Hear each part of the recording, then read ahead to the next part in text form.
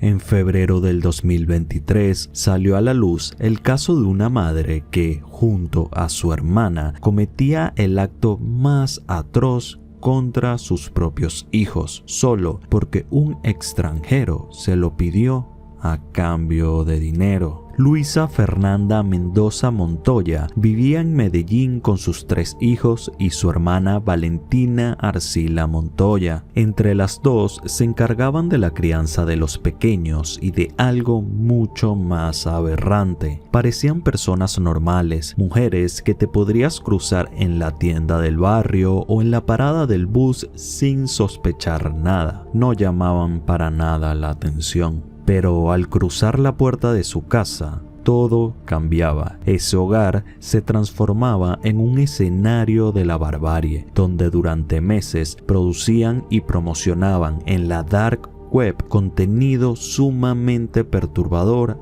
al mejor postor, usando como protagonistas a sus propios hijos, niños que no sabían que estaban siendo mostrados como mercancía de entretenimiento para desconocidos al otro lado del mundo. Gracias a Dios, esto no iba a durar para siempre. En diciembre del 2022, las autoridades de Australia, haciendo una investigación de rutina por la dark web, descubrieron el contenido que producían estas 2 mujeres. No sabían quiénes eran ni de qué país provenían, pero sí tenían claro que debían detenerlas. El contenido que descubrieron era terrible, al punto que tuvieron que informar a la Interpol lo que estaba ocurriendo. Ellos, al ver el contenido de estas mujeres y darse cuenta lo que le estaban haciendo a estos niños, subieron la información recopilada en la base de datos internacional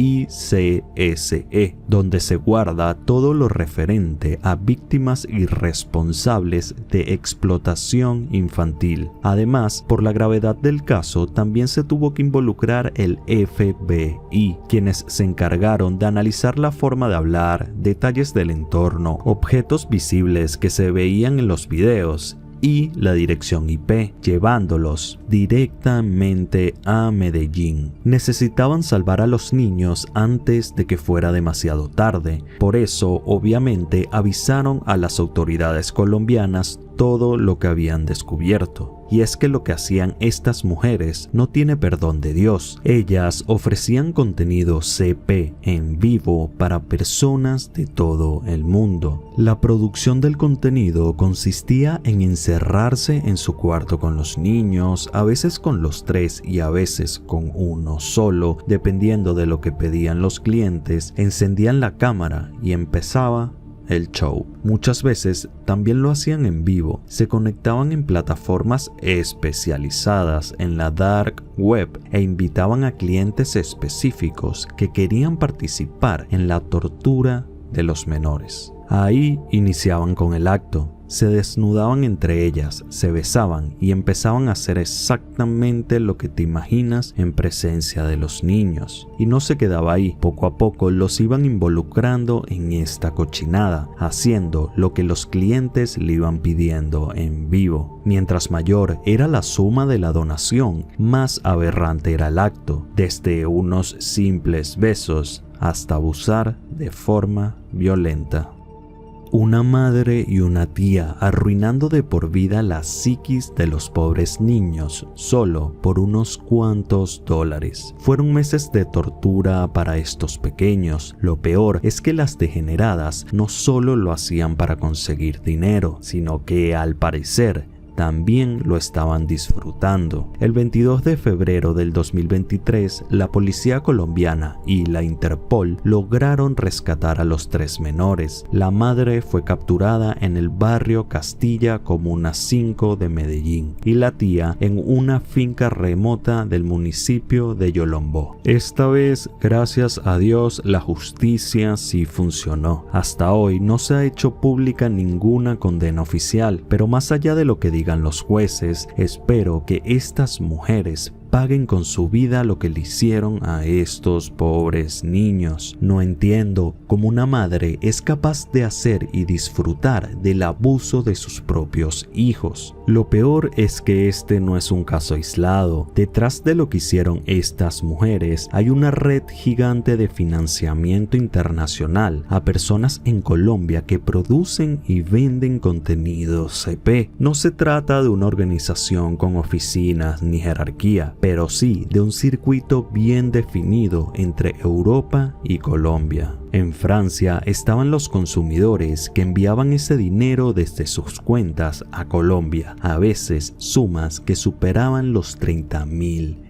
euros. Ese dinero llegaba a Colombia convertido en pesos colombianos y terminaba en mano de mujeres y hombres que producían el material con sus propios hijos. No era una empresa millonaria, pero sí un flujo constante. Unos pagaban desde el extranjero, otros ejecutaban en Colombia y el contenido circulaba en la dark web casi sin dejar rastro. Con el tiempo, esta cadena de pagos empezó a llamar la atención de las autoridades en Francia. Era tanto dinero moviéndose sin motivo aparente que no era fácil de ocultar. Por lo que el 16 de junio del 2025 lograron capturar a varios responsables. Fue un operativo internacional organizado entre Francia, Colombia y Estados Unidos. En Lille, al norte de Francia, capturaron a Richard Touret, un ciudadano francés de 55 años que había enviado más de 30.000 euros a Colombia para adquirir y producir contenido de menores. Cuando registraron su casa, encontraron más de 2 terabytes de contenido CP, extractos bancarios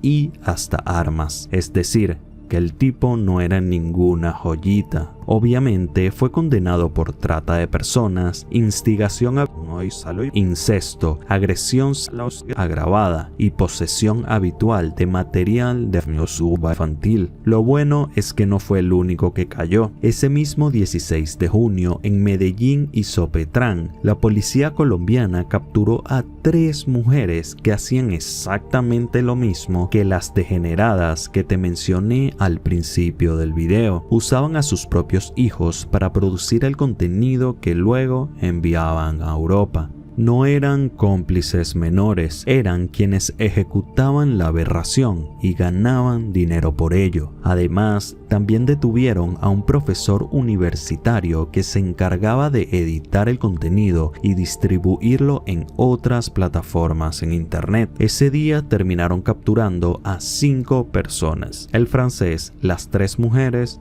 y el profesor, todos conectados por un mismo hilo: abuso, dinero y tortura. Por ahora, el hombre en Francia sigue en prisión y enfrenta cargos que podrían costarle varias décadas de cárcel. Los culpables en Colombia aún no tienen condena oficial, o por lo menos no la han publicado. Igualmente, la policía colombiana dice que esto no se ha acabado y que aún hay muchos involucrados por capturar. Es decir, que a pesar de que descubrieron esta red, todavía hay mucho dinero y contenido CP moviéndose entre Colombia y Europa. Definitivamente, el lado oscuro del internet de Colombia es más turbio de lo que pensaba. Y no solo lo digo por este caso, hace poco también ocurrió algo demasiado lamentable para ser verdad. El 15 de mayo del 2025, una influencer llamada María José Estupiñán abrió la puerta de su casa. Pensaba que un repartidor le había llevado algo, quizás un regalo de una marca, flores que le mandó algún enamorado o simplemente un paquete. Pero no era nada de eso. Fue algo que terminaría con su vida, todo mientras su madre observaba y gritaba pidiendo ayuda. María José Estupiñán era conocida en redes sociales como La Mona. Tenía 22 años, vivía en Cúcuta, estudiaba comunicación social y soñaba con ser presentadora de televisión. Su vida era como un catálogo perfecto para Instagram, una mezcla de fotos en playas paradisíacas, colaboraciones con marcas de ropa y productos de belleza, frases motivacionales y, por supuesto, los inevitables viajes que daban la impresión de que siempre estaba de vacaciones. A primera vista representaba todo lo que se espera de la típica influencer latina, joven, atractiva, trabajadora en apariencia, con un toque de empresaria moderna que parecía tenerlo todo bajo control. Lo que nadie imaginaba es que esa misma visibilidad que le daba el estilo de vida que ella tanto amaba, también la convertiría en un blanco fácil. Y es que detrás de la imagen pública de María José había una historia más pesada, una que no todos conocían. En 2018, cuando tenía apenas 15 años, denunció a su novio del momento por maltrato. Habían tenido una relación bastante tóxica por parte de los dos. Según la denuncia, él la golpeaba y la amenazaba constantemente. Por eso mismo, ella buscaba alejarse. No se sabe mucho más de este tipo, solo que era un tóxico loco. Después de esa denuncia, se activó todo un proceso judicial que se extendió por años. Ella siguió adelante con su vida, estudiando, trabajando y construyendo carrera como creadora de contenido, pero el caso seguía en curso y el recuerdo de esa relación seguía pesando. El tipo la buscaba, la amenazaba y la perseguía a pesar de haber terminado. Tuvieron que pasar 7 años para que la justicia colombiana dictara una sentencia final. El 14 de mayo del 2025, un juez ordenó que su ex le pagara 30 millones de pesos colombianos como indemnización, que son aproximadamente unos $7,000, una condena que seguramente fue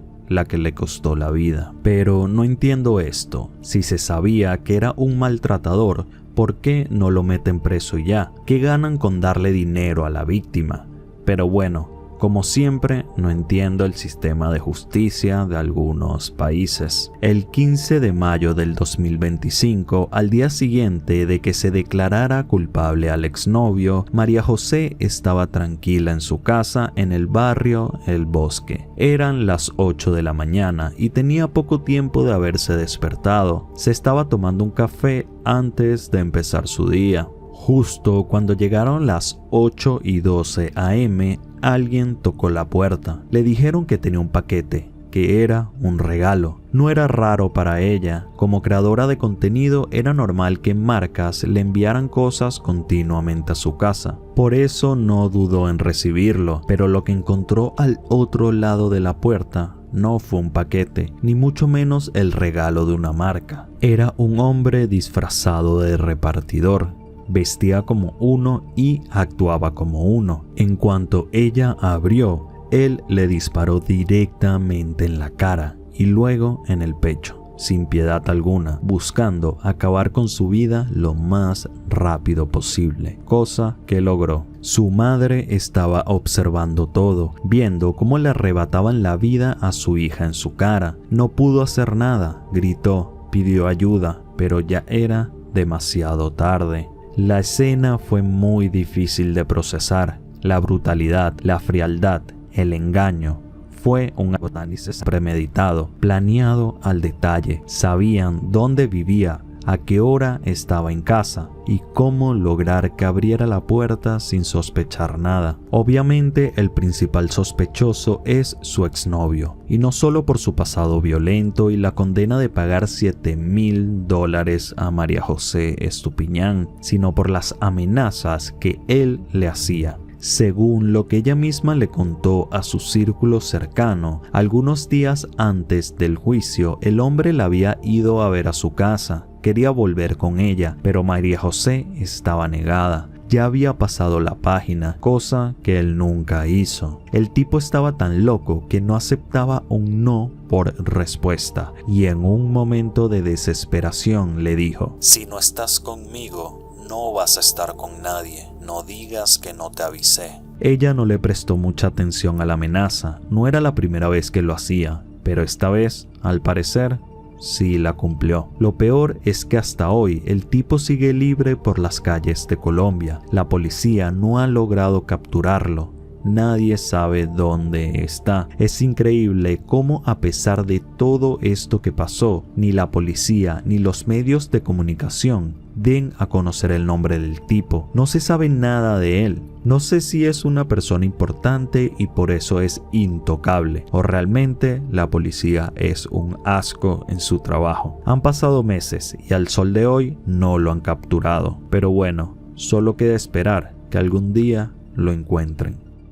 Existe otro caso del lado oscuro del internet en Colombia que me sorprendió mucho, ya que tenía tiempo sin escuchar sobre un asesino serial, y menos en una app de citas. Entre 2022 y 2023, un hombre llamado José Leonardo Quevedo Turizo, de 34 años, usaba internet como método de cacería para atrapar a sus elegidos. En específico, la aplicación de citas para homosexuales, Grindr. Ahí se dedicaba a buscar lo que para él era la presa perfecta: hombres jóvenes, de contextura delgada y con una vida social activa. Según su lógica, eran las víctimas más fáciles. El modus operandi de José Leonardo Quevedo se basaba en conquistar lentamente a los hombres, hablaba con ellos por días y los seducía poco a poco hasta ganarse su confianza. Después los convencía para que lo invitaran a sus casas y una vez adentro, cuando ya no tenían escapatoria, los sometía con violencia, abusaba de ellos y cuando se cansaba de hacerlo, los asfixiaba hasta quitarle la vida para luego llevarse sus pertenencias como si fueran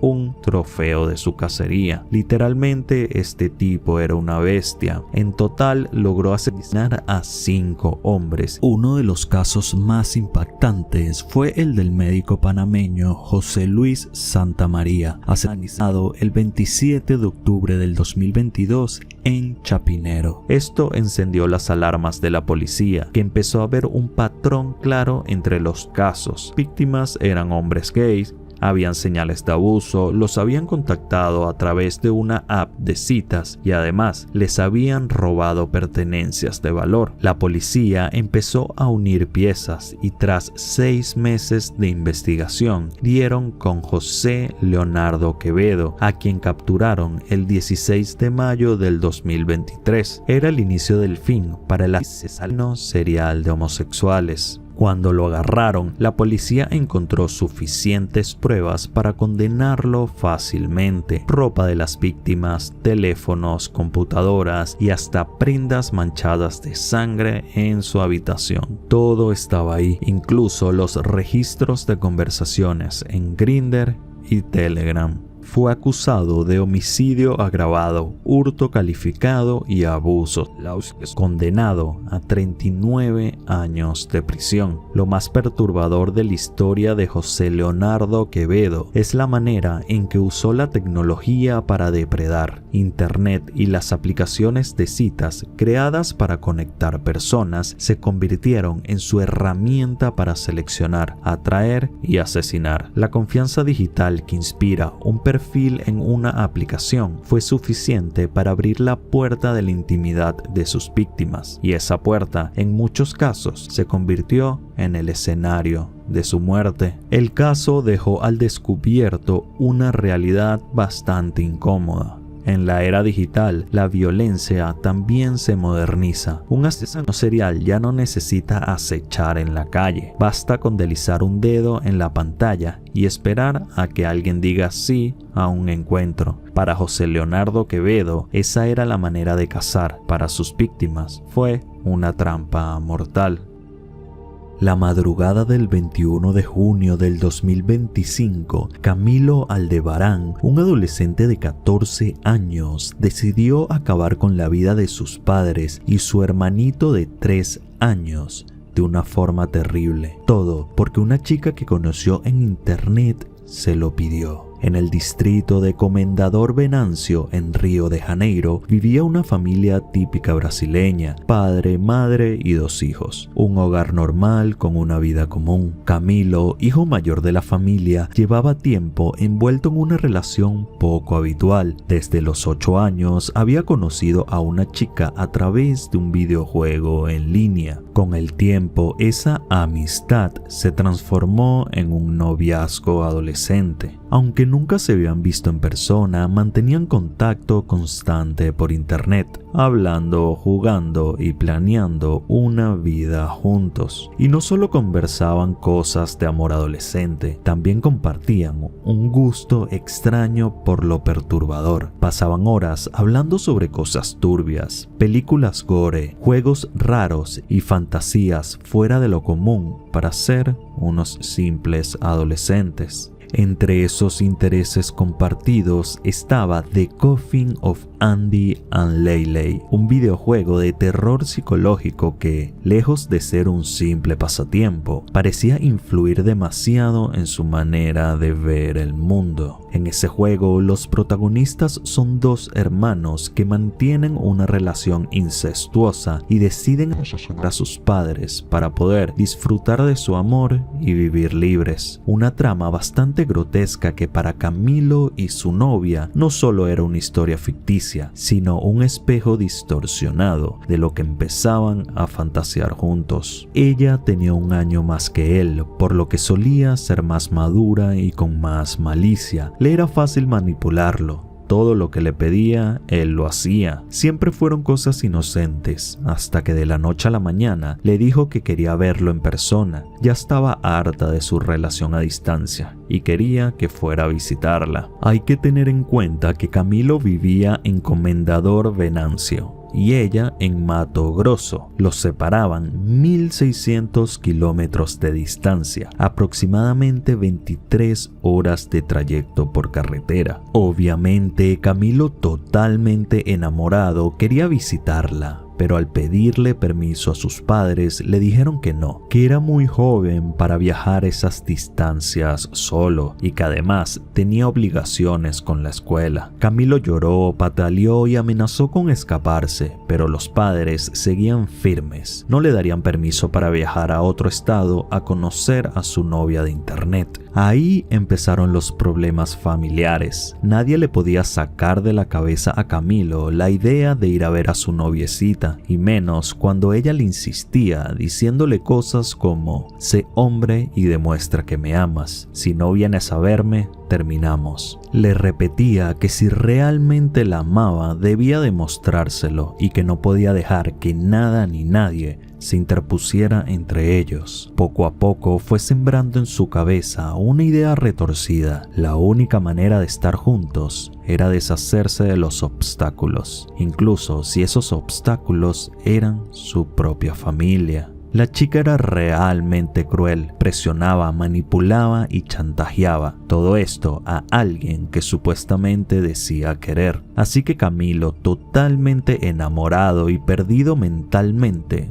tomó una decisión terrible. La noche del 20 de junio del 2025 decidió quedarse despierto, esperó a que sus padres se durmieran y se metió lentamente en su habitación. Una vez dentro, cuidando que ellos no despertaran, deslizó la mano bajo el colchón y tomó el arma de su padre, sin culpa, sin miedo y solo con la idea en la cabeza de hacer lo que su novia le pedía. Le apuntó a la cabeza de su madre y disparó. De inmediato, antes de que su progenitor pudiera levantarse tras el estruendo, también acabó con su vida, disparándole varias veces hasta matarlo. Camilo acababa de matar a sus padres únicamente por amor. Y no satisfecho con lo que había hecho, Camilo caminó hasta la habitación de su hermanito de apenas 3 años, le apuntó y disparó en el cuello, también quitándole la vida. El pequeño hermano no tenía nada que ver en los problemas con sus padres y aún así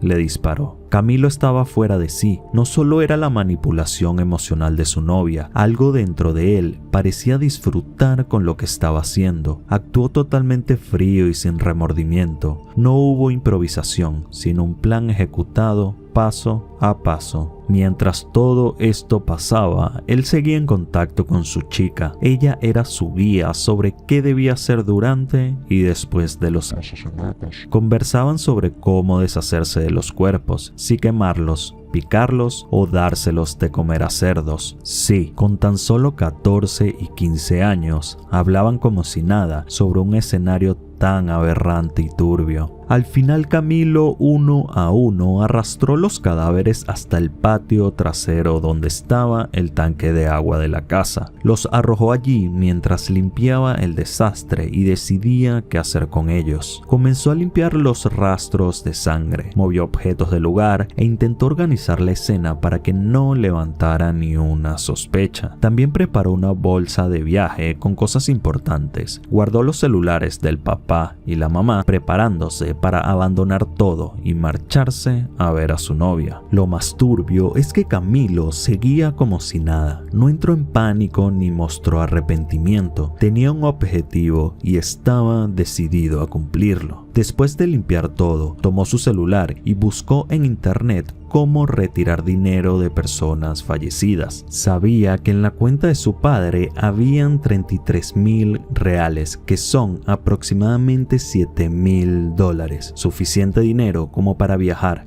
encontrarse con el supuesto amor de su vida y escaparse juntos. Durante 3 días permaneció en la casa junto a los cuerpos, como si nada hubiera ocurrido. Comía, usaba el celular y seguía escribiéndose con su novia. El plan era hacer lo mismo con los padres de ella, para poder vivir juntos y libres, pero mientras planeaban todo, seguía con su vida normal. Tenía apenas 14 años, era un niño. Obviamente no iba a poder sacar el dinero que tenía su padre, no tenía documentos ni un plan real para recorrer más de 1,600 kilómetros. La fantasía de huir con su novia se derrumbó en el mismo instante en que comprendió que no tenía idea de cómo lograrlo. Entonces se quedó quieto, sin saber qué hacer, pero con la obsesión intacta de cumplir su objetivo. Y hubiera seguido así de no ser por su abuela materna, que al tener días sin saber nada de su hija, se preocupó y fue a visitarla a la casa, obviamente sin saber qué había pasado. Solo se encontró con su nieto, quien le dijo que su hermanito se había tragado un vidrio y que sus padres lo habían llevado al hospital y nunca más volvieron. La abuela, totalmente confundida y asustada, fue a la policía junto a su nieto a explicarles lo que supuestamente había pasado. Con la denuncia en mano, iniciaron la investigación, pero al no hallar ningún registro de un niño atendido por tragarse un vidrio, la policía decidió investigar más a fondo. Fueron a la casa y apenas llegaron, percibieron algo extraño. Un olor penetrante venía del patio. Al revisar bien, descubrieron los cuerpos de los padres y del niño pequeño de 3 años, ahí, pudriéndose en el tanque de agua. Camilo confesó inmediatamente lo que había hecho. No le quedaba de otra. Explicó que sus padres no le habían dejado ir a ver a su novia y que también acabó con la vida de su hermano para que no creciera solo y sin padres. Definitivamente este chico tenía algún problema mental, o eso supongo yo. Durante la investigación, la policía encontró los mensajes de Camilo con su novia, donde quedaba en evidencia que ella lo había presionado y alentado a cometer los asesinatos. Por lo tanto, ella también era culpable de lo que había ocurrido. Obviamente, también fue localizada y arrestada. El caso estremeció Brasil, no solo por la brutalidad de los hechos, sino también por la limitación legal que rodea a Camilo y a la chica. Al tener 14 y 15 años, la justicia brasileña no permite que sean procesados como adultos. La condena máxima que pueden recibir bajo el Estatuto de los Niños y Adolescentes es de 3 años de internamiento en un centro socioeducativo, sin importar lo aberrante del crimen. Es decir, que a Camilo solo le dieron 3 años por haber acabado con la vida de toda su familia. Y ni siquiera en prisión, sino en un centro socioeducativo. Repito lo mismo que digo en todos mis videos. Sigo sin entender el sistema de justicia de algunos países. Si cometes crímenes de adultos, deberías pagar como un adulto. Pero bueno, como siempre les digo, solo es mi opinión. Y este no es el único caso donde una relación iniciada por internet termina en un terrible crimen. El 22 de febrero del 2021, una gamer profesional de Sao Paulo llamada Ingrid Bueno salió de su casa con una idea sencilla: jugar una partida de Call of Duty con un amigo. Lo que Ingrid no sabía es que esa visita terminaría con su vida de una forma cruel, aberrante y violenta. Ingrid Oliveira Bueno da Silva, mejor conocida como Sol, era una joven de 19 años que vivía en Sao Paulo. Desde adolescente se convirtió en una muy buena jugadora de Call of Duty Mobile, al punto de ser fichada por el equipo profesional de eSport Fantastic Brasil Impact, un equipo femenino bastante conocido en Brasil.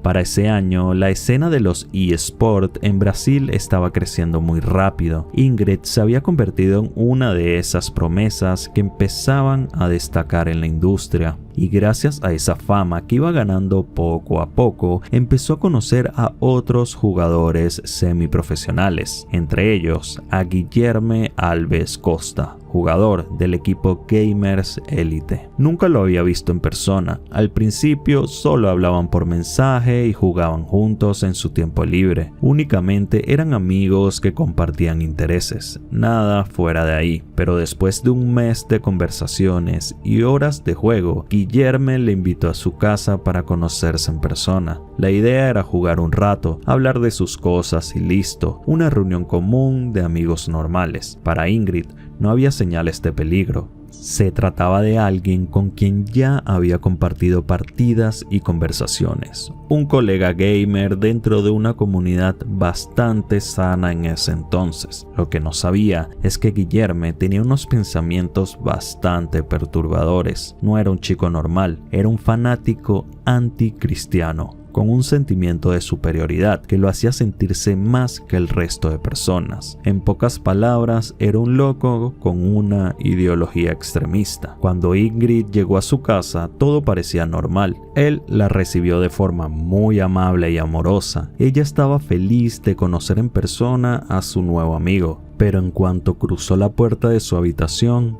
todo cambió. Mientras conversaban, sin razón alguna, Guilherme sacó un cuchillo y, sin darle la oportunidad de reaccionar, la empezó a apuñalar repetidamente sin parar. Ingrid ni siquiera se podía defender, gritaba, trataba de huir y de quitárselo de encima, pero no pudo. El enfermo era demasiado fuerte para ella, nadie la escuchaba, nadie la iba a salvar de una muerte segura, y en un momento dejó de luchar. Guilherme había logrado su objetivo, le quitó la vida a Ingrid de la forma más violenta posible, pero no había terminado ahí. Él tenía ganas de más, así que agarró una espada estilo katana que tenía en su habitación, se la puso en el cuello y empezó a cortar. Quería su cabeza como trofeo. El tipo era un demente enfermo, todo sin motivo ni razón aparente, únicamente le provocó. Y lo peor es que aquí no se detuvo. Aunque no pudo terminar de cortarle la cabeza a Ingrid, quería jactarse de lo que había hecho. Tenía ganas de mostrarlo al mundo, así que Guilherme tomó su celular, abrió la cámara y comenzó a grabar la perturbadora escena que había en su habitación. Con una frialdad escalofriante, compartió esos videos en grupos de WhatsApp donde estaban otros jugadores de la comunidad de Call of Duty. Quería reconocimiento, se sentía orgulloso de lo que había hecho. En cuestión de minutos, varios de sus compañeros se toparon con los videos que no podían creer. Ingrid, su amiga y colega de juego, aparecía ensangrentada en la pantalla de su teléfono. Obviamente algunos de los chicos del grupo empezaron a avisar a la policía lo que estaban viendo. Otros simplemente no sabían si lo que veían era real real o algún tipo de broma macabra. Por otro lado, Guillerme, después de acabar con la vida de Ingrid de esa forma tan aberrante y jactarse en el grupo de los jugadores, no intentó escapar. Media hora después de lo que hizo, salió de su casa, caminó directamente a la policía y se entregó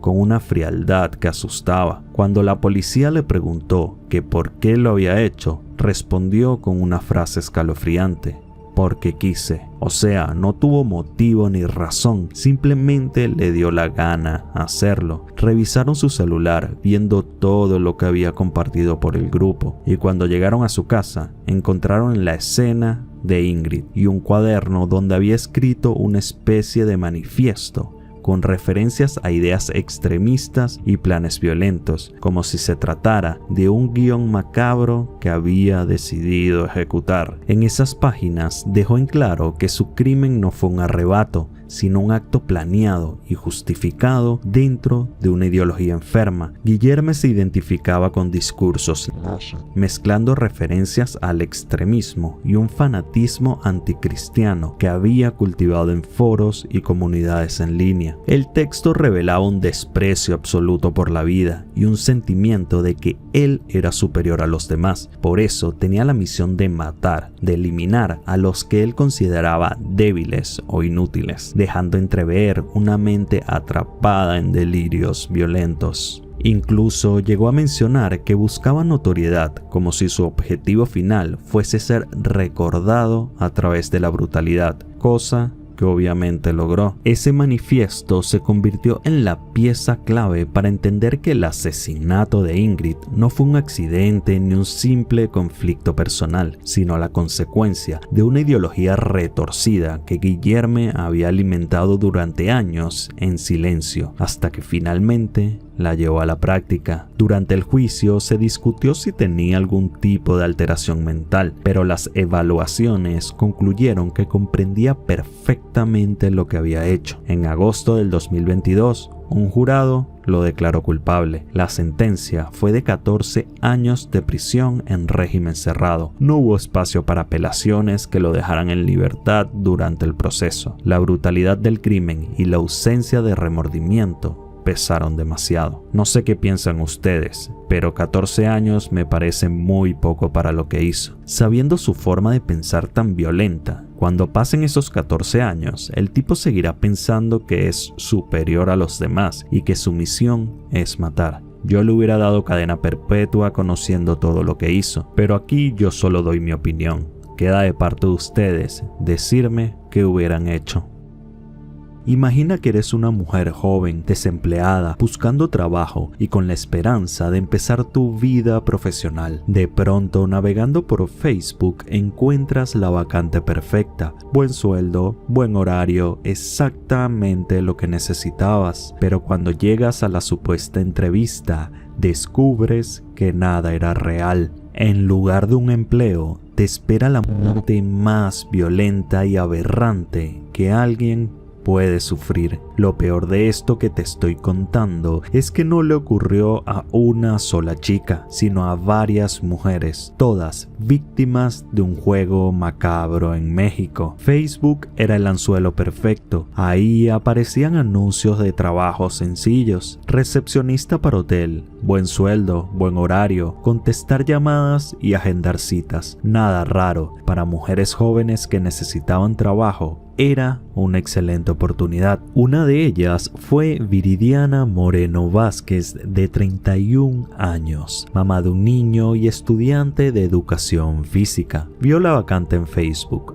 1,800 pesos semanales, alrededor de unos $100. Además de un bono de puntualidad como recepcionista en Cardel, Veracruz. Exactamente lo que ella estaba buscando. La tarde del 18 de mayo del 2022 se despidió de su hijo y salió en su moto rumbo al Hotel Bienvenido para la entrevista. A partir de ahí, desaparecería para siempre. Días después, durante su búsqueda, la policía encontró grabaciones de vigilancia donde se veía a Viridiana hablando con un hombre desconocido y subiéndose con él a su moto. Ese fue el último rastro de ella, hasta que 3 días después después, el 21 de mayo del 2022, encontraron su cuerpo en un terreno baldío, completamente maltratado y esparcido por partes en todo el terreno. La escena era horrible y la condición del cuerpo era tan deplorable que pasaron días para que se pudiera confirmar que el cuerpo destrozado sí pertenecía a Viridiana Moreno Vázquez. Lo peor es que antes de ella algo similar le había ocurrido a Evelyn Afiune, de 22 años, estudiante que también buscaba empleo. El 24 de marzo del 2022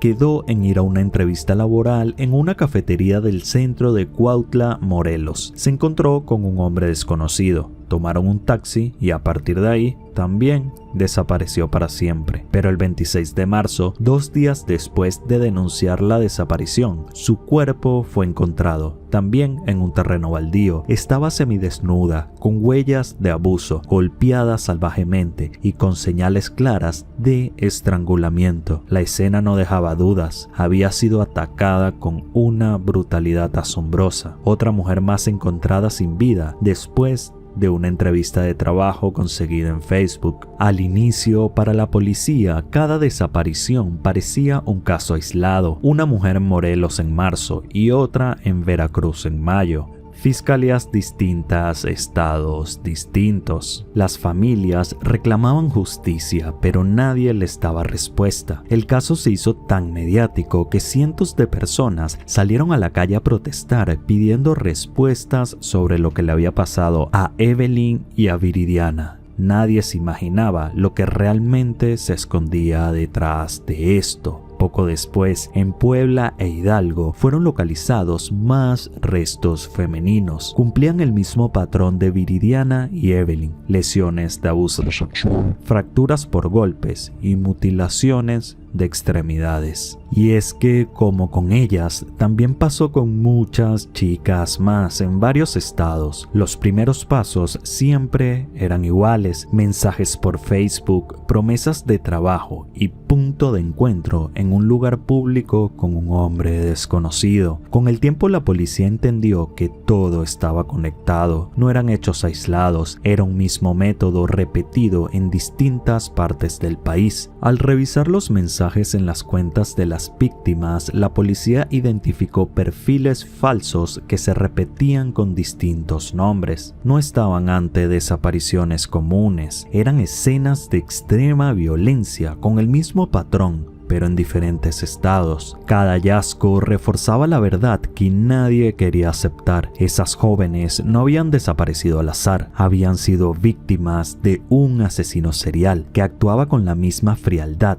y violencia una y otra vez, usando el internet mexicano como su forma de reclutar mujeres.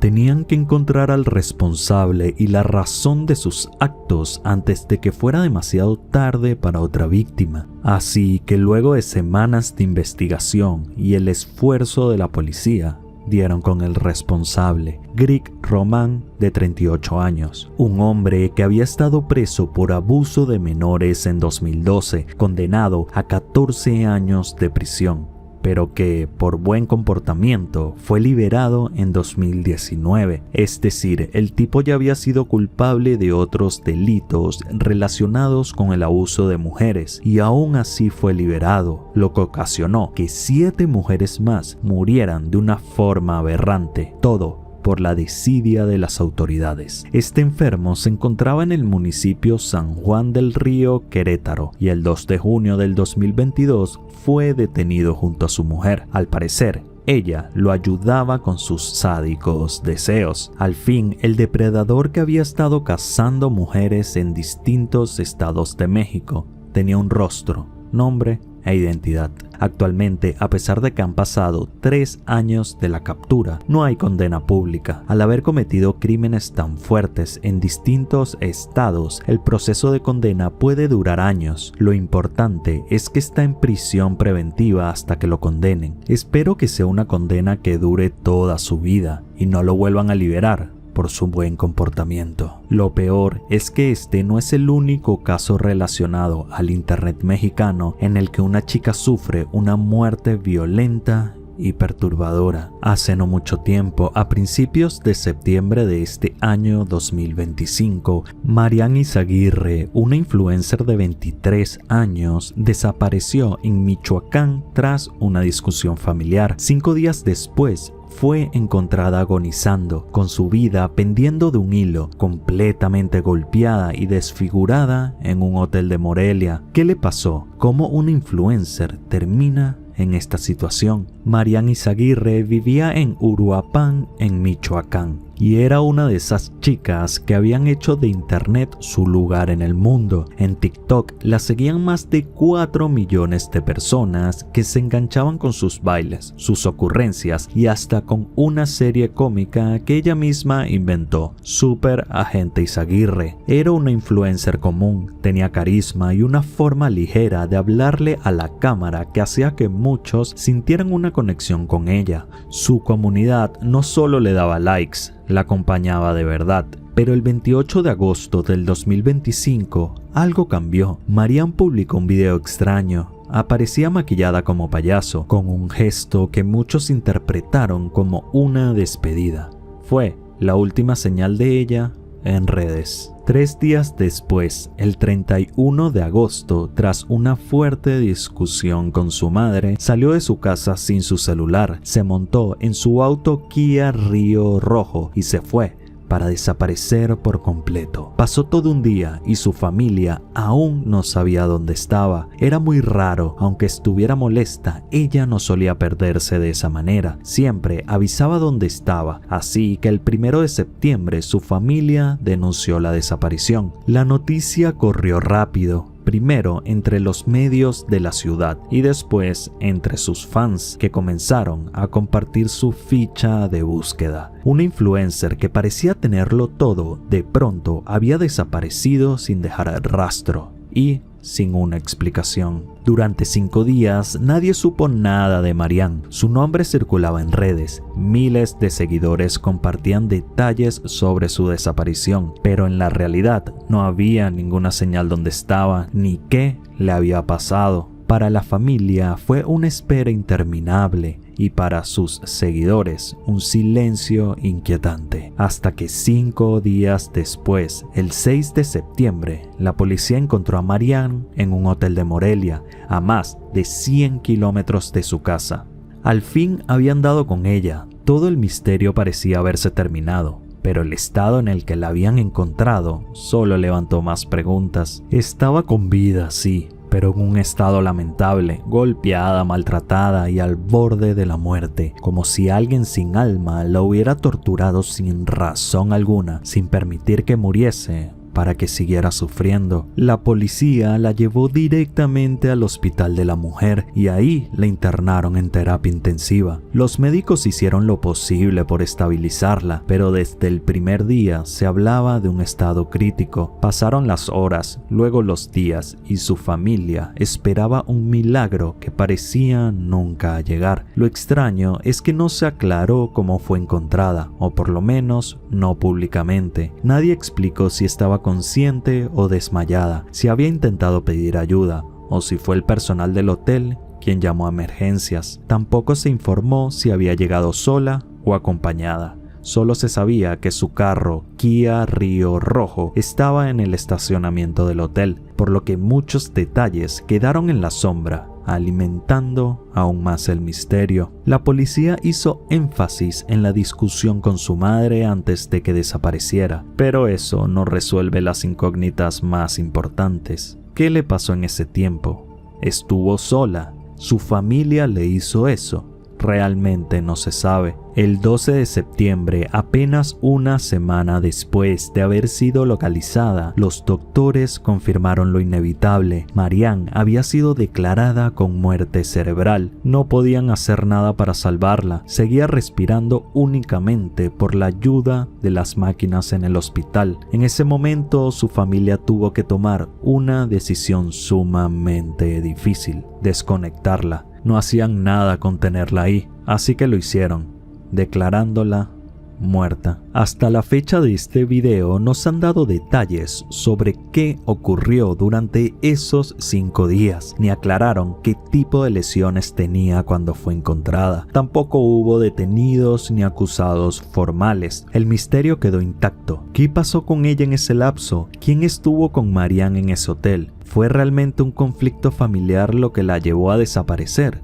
¿O había algo más detrás? Lo único claro es que una influencer de 23 años que parecía tener una vida por delante y millones de seguidores que la apoyaban, terminó muerta en circunstancias que hasta hoy permanecen llenas de preguntas. Lamentablemente, hay más casos turbios relacionados con el Internet de México, como el que ocurrió el 7 de noviembre del 2021, cuando un chico de 17 años perdió el control completamente realizando un crimen atroz contra su propio hermano. Todo por un simple videojuego. En Gutiérrez, Zamora, Veracruz, sobre la calle Ricardo Flores Magón, vivían 2 hermanos, Alexis, de 17 años, y Luis Ernesto, de 22. Compartían lo de siempre: cuarto, rutinas y sobre todo el mismo pasatiempo que se había vuelto parte de su día a día: jugar Free Fire. Los dos jugaban desde el mismo teléfono, turnándose partidas y pasando horas frente a la pantalla. Según la familia, esa dinámica era habitual en la casa. Los hermanos vivían con su madre y su padrastro. Ellos sabían que los muchachos solían engancharse al juego y que el teléfono era el centro de las noches. Aquella tarde del 7 de noviembre del 2021 no parecía distinta a cualquier otra. Los 2 hermanos jugando, discutiendo